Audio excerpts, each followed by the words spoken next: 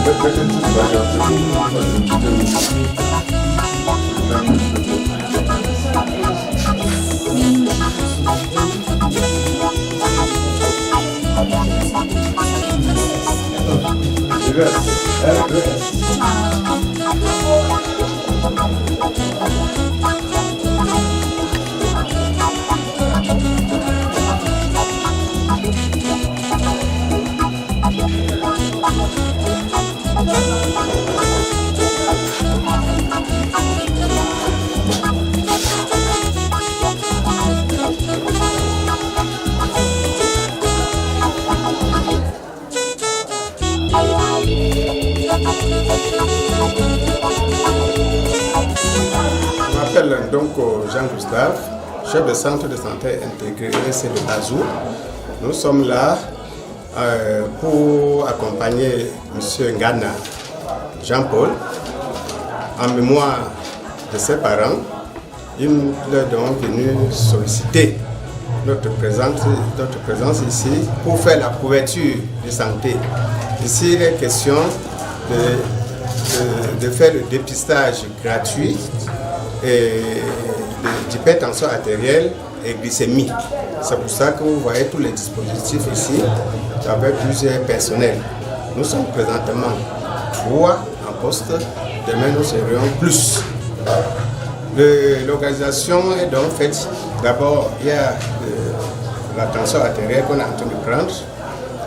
Et puis après la tension artérielle, on passe au dépistage du diabète. C'est pour ça que nous faisons la glycémie et puis nous enregistrons.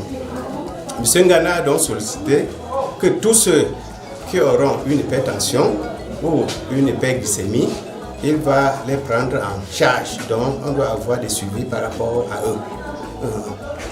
Nous sommes là, c'est comme un laboratoire complète avec tous les matériels que vous voyez là. Et puis en plus nous ne pouvons pas laisser rien ici comme déchets. C'est pour ça que nous avons tous les matériels que vous voyez sur place. C'est pour ça que nous sommes là. Je viens de prendre attention à Mandinga Marie qui se lève à 137 sur 77. La pression est de 82, donc il n'y a pas de problème à ce niveau-ci-là. Et sa glycémie à 1,33 parce qu'elle a déjà mangé. Si possible, il faudra qu'elle revienne demain matin, on contrôle encore ça à jeûne. Parce que la glycémie est considérable surtout à jeûne. Pour le moment, on ne peut pas encore considérer ce qu'on a réuni pendant cette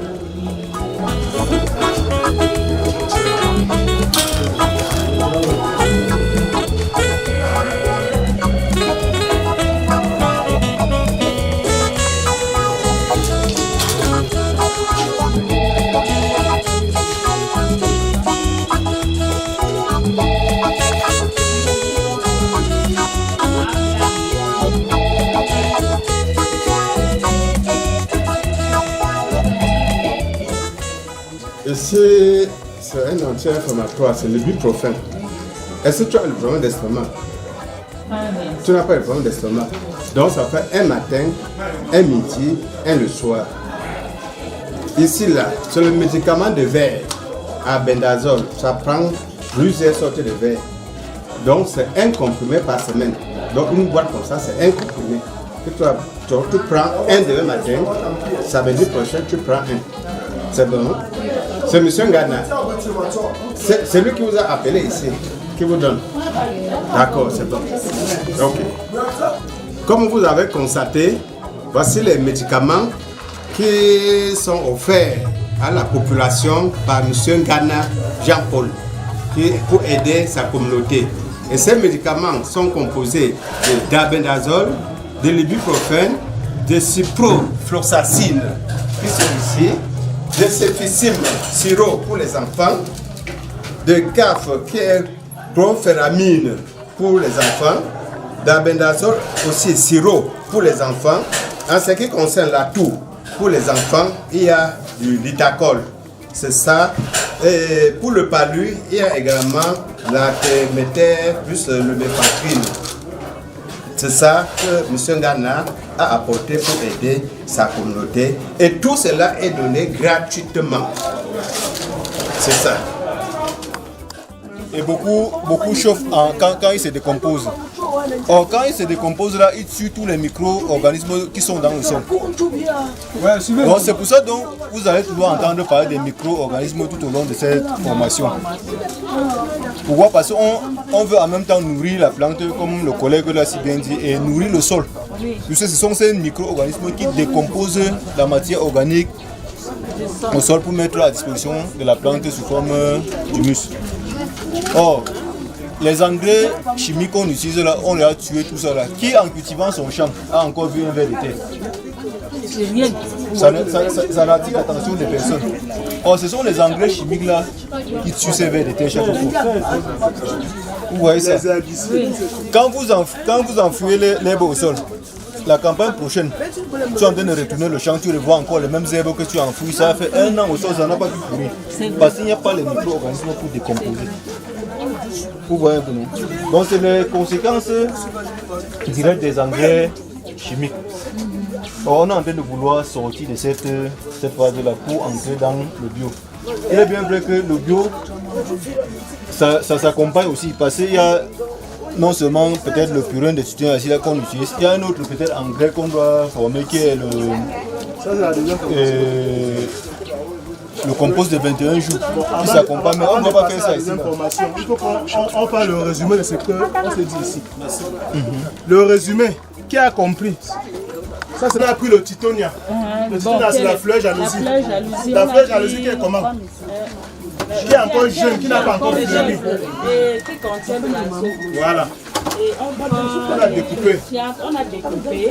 On prend les chiantes de poule et on met en première position. La base, c'est d'abord les fleurs jalousie et on met ça en couche. Après la fleur jalousie, on met la viande et on remet encore la fleur jalousie. On met la fiente, on met la fleur jalousie. Jusqu'à sa forme un sac. Mais d'ailleurs, elle a oublié quelque chose. Le caillou. On met le caillou en bas. On met le caillou en bas du sac. On met le caillou parce qu'il faut soutenir ce qu'il y a. On met le caillou pourquoi? Pour que ça. On met le caillou pour que le sac descende en bas du fût. Parce qu'on ne met pas le caillou, ça va remonter au-dessus.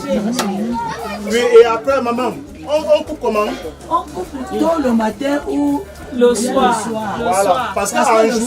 Voilà, parce que le soleil dégrade les éléments nutritifs en journée. Donc quand tu coupes le matin, là, c'est encore frais. Oui. Et après, quand on a fini de faire ça comme ça, là, on fait comment? On met dans un fût et on remplit d'eau. Chaque 3 jours. Après chaque 3 jours, on tourne. Et ça fait combien de jours? 3 jours. Ça fait 10 jours dans le fût. Après 10 jours dans le fût, on vient, on enlève notre sac. Et l'engrais qui est là, on met dans le pulvérisateur, on verse au champ. Pour ceux qui n'ont pas le pulvérisateur, tu peux juste prendre, tu asperges sur ton maïs et le tout est joué. Maintenant, pour que ça se dégrade, on fait comment? On peut aussi mettre ceci. Celui-ci. C'est le EM5. Ça contient les micro-organismes qui dégradent rapidement la matière organique. Et ces micro-organismes-là seront nécessaires pour ton champ. Parce que ça va permettre de renforcer la sécurité, la dégradation de la matière organique dans ton champ. Donc ici, là, c'est l'engrais, c'est l'insecticide biologique qu'on appelle le EM5. Oui. Moi, je pense que c'est le résumé de la première formation. Maintenant, on peut passer à la deuxième formation. Qui n'a pas compris? Oui, quelle quantité de EM5 dans 200 litres? Quelle quantité? 300 000. 300 milli, c'est l'équivalent de quoi? Il faut les expliquer. Bon, quand il y a les mesureurs là, en général, les mesureurs là, c'est les 50 milli, 100 milli. Quand vous prenez, oui, il y a les pour celui qui n'a pas 50, pour celui qui n'a pas ça, je pense qu'une boîte de tomates, c'est combien? Une boîte de tomates, c'est 50 milli. Ça veut dire que tu mesures la boîte de tomates 6 fois. 6 fois, tu verses dans ça. Tu prends comme ça là, tu verses dans la boîte de tomates. tu verses 6 fois. Après ça, tu laisses 10 jours après, ton engrais est prêt. Tu n'as plus besoin d'aller acheter l'engrais au marché parce que tu as l'engrais biologique. Ça, c'était pour l'engrais à base de la fleur jalousie. Maintenant, ils vont passer au deuxième type d'engrais. Est-ce que l'engrais se conserve? Pardon? Cet engrais peut se conserver et combien de temps? Est-ce que ça peut se conserver? Après 10 jours, vous êtes obligé de retirer le sac à l'intérieur. Parce que à plus de 15 jours, ça devient plutôt un herbicide. Ça va plutôt tuer la plante. Maintenant, au bout de 10 jours, quand vous avez retiré le sac, vous pouvez mettre dans le bidon que vous mettez à l'ombre. Évitez que le soleil ne frappe dessus. Si le soleil frappe dessus, ça va continuer le processus de fermentation. Donc ça va passer maintenant de l'engrais plutôt à l'herbicide. Ça veut dire que si quelqu'un veut fabriquer son herbicide, il connaît déjà comment on fait. Il a juste ça dans le truc. 20 jours, il prend ça, il crée au champ. Voilà son herbicide naturel. Quand on a fini, n'est-ce pas? Oui. Comment on retire là? Ça peut devenir notre herbicide? Non, quand vous avez retiré l'autre ceci là, c'est plutôt un engrais. Comme vous mettez sur les arbres fruitiers. Ah oui. Safoutier, banane, plantain. Quand on parle et à quel moment on peut prendre l'herbicide? Donc quand on parle d'herbicides là, en réalité ce n'est pas que ça va tuer complètement. Comme les herbicides chimiques, donc il y aura des effets de brûlure. Oui, ça va brûler tout le champ. Donc ça ne va pas tuer complètement. De ce fait, on a besoin de 2 kg de bananes. Bon, en général, on prend 10 doigts. Oui. Mais si vous avez la balance, vous pouvez mettre 2 kg. Oui, on a besoin des urines du lapin. 2 litres. Il faut montrer. Voilà les urines de lapin. 2 litres. En dehors des urines du lapin, on a besoin de la bousseau de vache fraîche. Donc, bousseau de vache fraîche, c'est les caca de bœuf. Ce qu'on appelle les caca de bœuf là, donc ce qui est encore frais. 2 kilos. Voilà les urines de lapin. On a besoin de la farine de soja. C'est juste le soja qu'on a écrasé. 2 kilos. Et on a besoin du titonia pour compléter avec. Vous connaissez l'herbe aussi, non? C'est comme plus les enfants. C'est qui ça là? Ça c'est comme plus les enfants avec. Ça, on plus les enfants avec. C'est ça. Est-ce que c'est même ce que je connais? C'est qui ça là? J'ai même vu ça en haut là. J'ai vu ça en haut. J'ai pas sur ma cour, oui. Non, plus j'ai les enfants avec. Le mal de ventre, tu peux cueillir ça. Tu as le mal de ventre, tu peux cueillir. On a besoin de ça, 5 kilos. Donc vous pouvez répartir, prenez 2,5 kg de ça et 2,5 kg de lait. Bon, en général, on demande soit de filer ou bien de découper en petits morceaux. Bon, on a choisi ici là. Oui, donc voici ça, nous en a découpé. Donc, sans plus tarder, on va commencer directement à faire le mélange. On va commencer d'abord par la banane. On mixe la banane. S'il y a une autre sauce, quelqu'un d'autre commence à mélanger la farine. Donc si quelqu'un n'a pas de banane, il peut utiliser quoi? Le miel. Si quelqu'un n'a pas de banane, il peut utiliser le miel. Les pots d'ananas. Les pots d'ananas. La canne à sucre. La canne à sucre. Voilà, tout ce qui est sucré. Tout ce qui est sucré. C'est pour attirer les bactéries. Tout ce qui est sucré. Voilà. Donc pour la composition, ne vous en faites pas. Mettez juste votre numéro, on va vous envoyer ça en version numérique. Maintenant, pour ceux qui ne peuvent pas avoir en version numérique, on va laisser les copies ici. Vous allez passer retirer. Papa, non, passez-nous le cahier, non? Vous venez à la délégation pour retirer pour vous. Dès lundi, dès lundi, vous venez. Et bon, vous aussi, c'est combien de litres? 30 litres. C'est pour fabriquer 30 litres. Donc 2 kg de soja, c'est pour fabriquer 30 litres de c'est 6 doigts, non? Non, 10. Le gingembre qu'on dit en réalité, ça s'utilise comment? Là, il est comme un antibiotique. Oui. Vous comprenez un peu, non? Le gingembre aussi, vous faites le même rôle. Oui. Donc, c'est dans ce sens-là que c'est utilisé là-bas. Bon, généralement en bio, cet engrais-ci est appelé 200 maladies. Ça veut dire que peu importe la maladie que la plante souffre, on peut l'utiliser. Les jardiniers, généralement, ceux qui font la tomate, le piment, lorsqu'ils retirent leur plante dans le mémoire, ils trempent d'abord un peu les racines dedans. Voilà. On peut utiliser même les urines d'autres animaux. Si vous pouvez canaliser la porcherie jusqu'à voir les urines du porc. Arrêtez les noyaux du porc, puis voilà. Ça ne me dérange pas. Même pour l'être humain. Pour la tu vas souvent bagarrer avec lui. Mais à certaines conditions. On peut utiliser pour l'être humain, mais à condition que l'être humain ne soit pas en train de prendre l'alcool. Parce que l'alcool contient des produits chimiques. Pourvu que l'être humain ne soit pas en train de prendre des antibiotiques. Parce que là, nous sommes dans le bio, on parle du naturel. Les antibiotiques également, ce sont des produits chimiques. Donc, si vous avez des petits enfants, qui ne prend pas le remède. Voilà, on peut utiliser ces urines.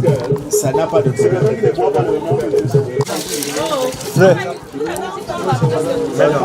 Non, on mélange d'abord.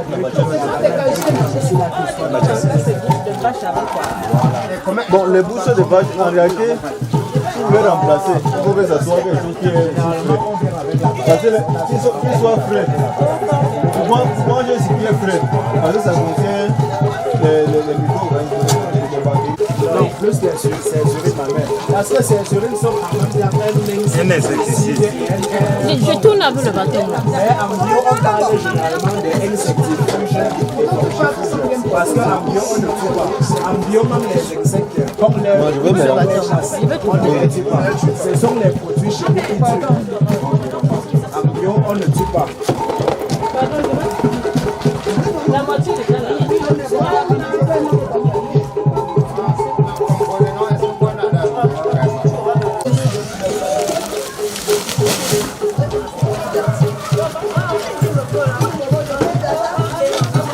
Et de nos jours, il y a déjà les boutiques du bio. Donc, il y a des gens qui font ces compositions-ci là pour vendre. Oui, pour ça, pour vendre.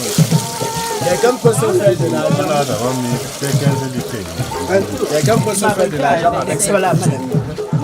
Ça fait 25 litres. Ça fait 15 litres. Je vais 5 litres. Il faut ajouter 5 litres. Voilà, vous voyez que ceci, ça serait bien. Ça mousse déjà. Ça mousse qu'à l'instant. Donc quand ça ne mousse pas, ce n'est pas réussi. Oui, c'est ce qu'on n'a pas respecté. On n'a pas respecté le dosage. Voilà. Et quand on fait ça là, après chaque 2 jours. Ce sont des poisons sur 2 ordres.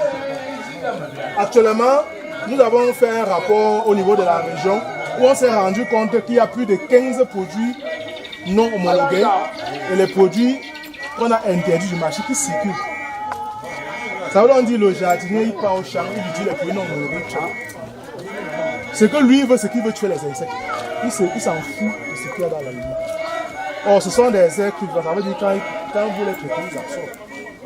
Même si c'est systémique, ils absorbent quand même. Ce type d'alimentation, moi je vous conseille d'utiliser beaucoup les antioxydants. Les aliments riches en antioxydants. Qui connaît un aliment riche en antioxydants, par exemple? Les aliments riches en antioxydants. Tous les thés, la plupart des thés. Le thé vert. C'était une plante. Oui. Le moringa. Oui. Le moringa, oui. En fait, il y a les thés aussi. Tous les thés sont les antioxydants, la plupart des thés. Et le thé vert est réputé être un antioxydant. Il y a également des aliments comme beaucoup de fruits.